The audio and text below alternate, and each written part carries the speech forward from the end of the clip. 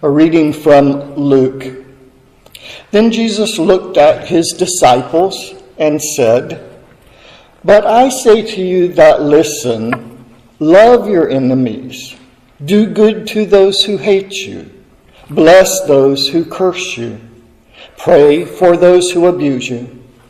If anyone strikes you on the cheek, offer the other also. And from anyone who takes away your coat, do not withhold even your shirt. Give to everyone who begs from you. And if anyone takes away your goods, do not ask for them again. Do to others as you would have them do to you. If you love those who love you, what credit is that to you? For even sinners love those who love them. If you do good to those who do good to you, what credit is that to you? Even sinners do the same. If you lend to those from whom you hope to receive, what credit is that to you? Even sinners lend to sinners to receive as much again. But love your enemies, do good, and lend, expecting nothing in return. Your reward will be great, and you will be children of the Most High. For he is kind to the ungrateful and the wicked. Be merciful just as your Father is merciful. Do not judge, and you will not be judged. Do not condemn, and you will not be condemned. Forgive, and you will be forgiven. Give, and it will be given to you. A good measure, pressed down, shaken together, running over, will be put into your lap. For the measure you give will be the measure you get back. The word of the Lord.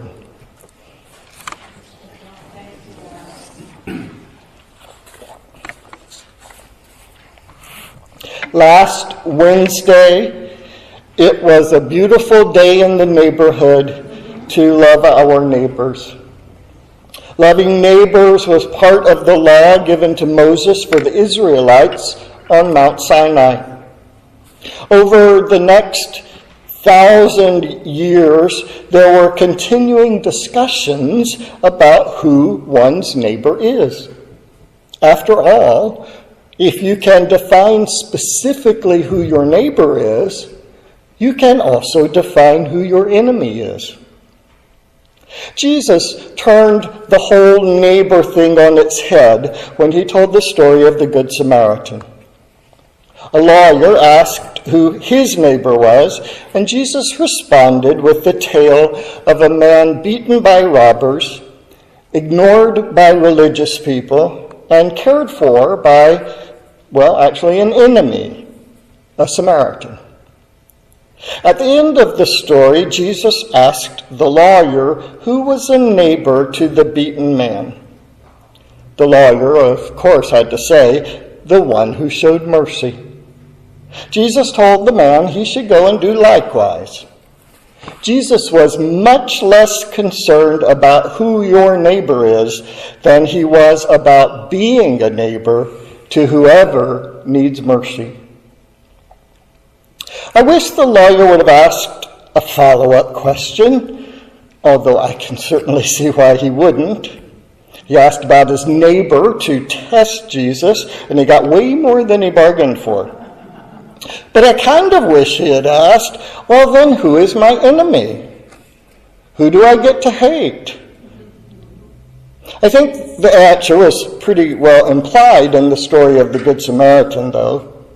And in Luke's Gospel, Jesus had already discussed how his followers should treat enemies. Jesus said to his disciples, love your enemies. Do good to those who hate you. Bless those who curse you. Pray for those who mistreat you.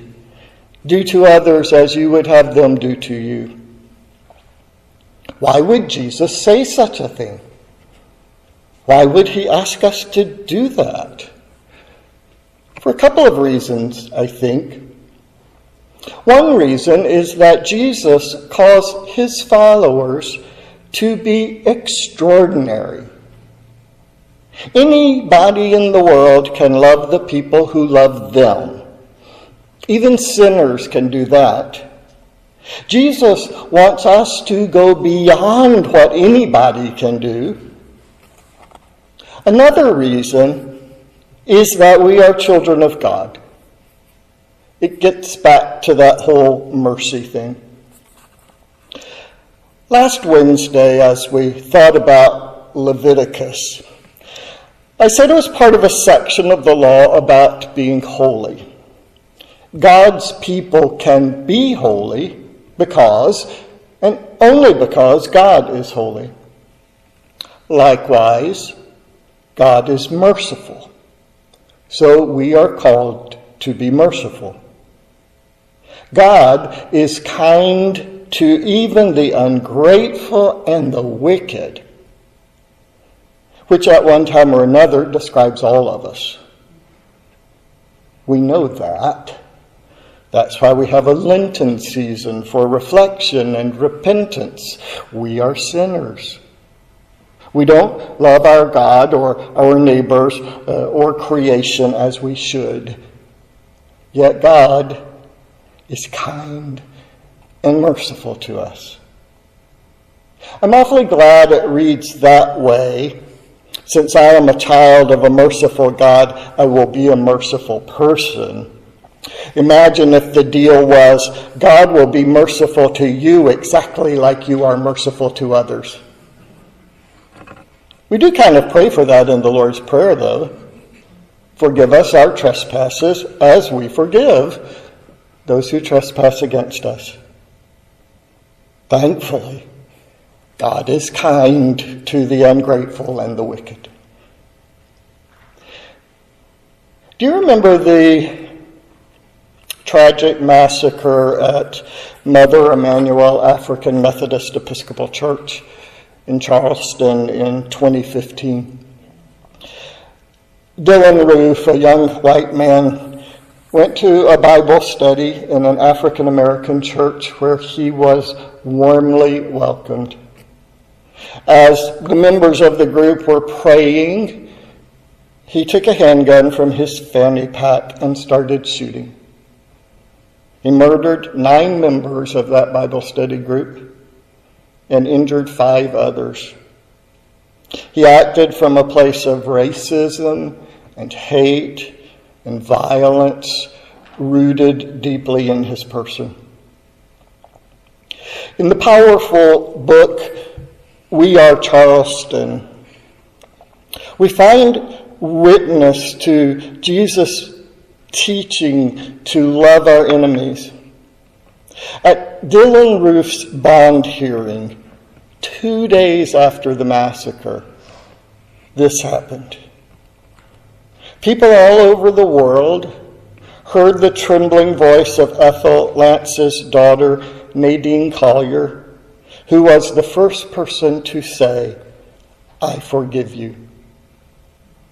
She was followed by soft-spoken minister Anthony Thompson, whose wife Myra had led the Bible study. He also expressed forgiveness. Felicia Sanders, who witnessed the massacre and miraculously survived with her granddaughter, ended her statement with the words, "May God have mercy on you." Daniel Simmons' granddaughter, Elena, said, "Hate won't win." Bethany Middleton Brown admitted that she was angry, but that her sister had taught the family that love came first.